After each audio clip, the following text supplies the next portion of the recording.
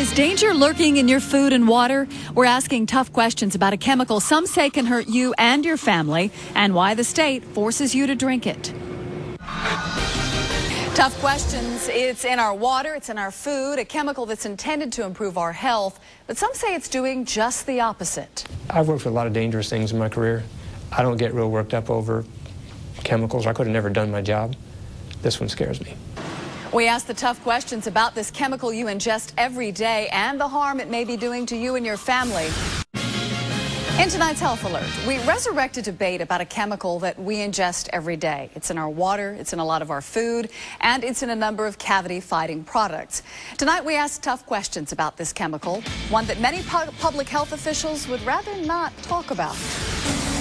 It's in the tap water we drink and many of the foods we eat. And for decades, we've been told it helps fight cavities. But there are critics who say this chemical is doing more harm than good. I've worked with a lot of dangerous things in my career. This one scares me. Arsenic? Lead? Nope. It's fluoride, the kind you brush your teeth with, and the kind that's been added to our city water supply since 1969.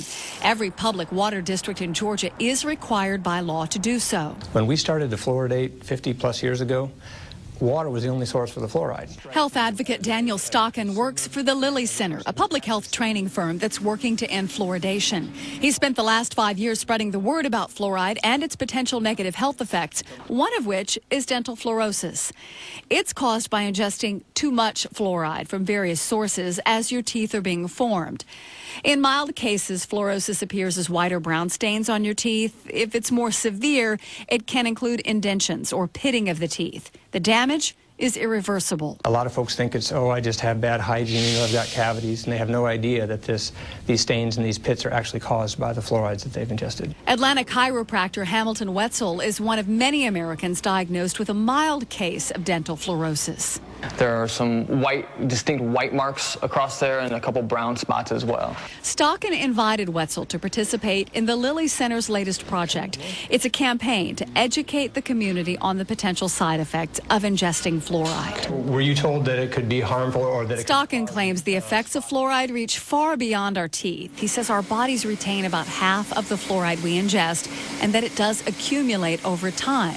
If fluorides do this to teeth, which are the hardest surfaces in your body, what do we think that they're doing to our soft tissues? The American Dental Association and the Centers for Disease Control have endorsed water fluoridation since 1950.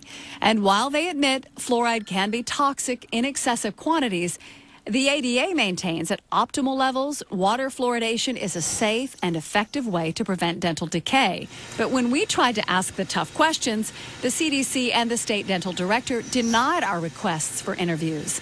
We were instead referred to the CDC's website and the American Dental Association's Fluoride Facts, an article which was last reviewed in 2005. It's bad science, it's outdated science. More and more communities are beginning to jump on the anti-fluoridation bandwagon, such as Corning, New York, Bellingham, Washington, and Juneau, Alaska. Meanwhile, Atlantans continue to drink fluoridated water as mandated by the state, and many have tough questions for the people who made that choice for them. Why are they doing it after there's been a lot more research coming out that shows that it's not necessary? Stockin says there's a lot of new information that hasn't been widely publicized, including the fact the CDC is now encouraging parents to use low fluoride or non-fluoridated water to mix with the baby formula. According to the American Academy of Pediatrics, babies don't need fluoride during the first 6 months because they don't have teeth.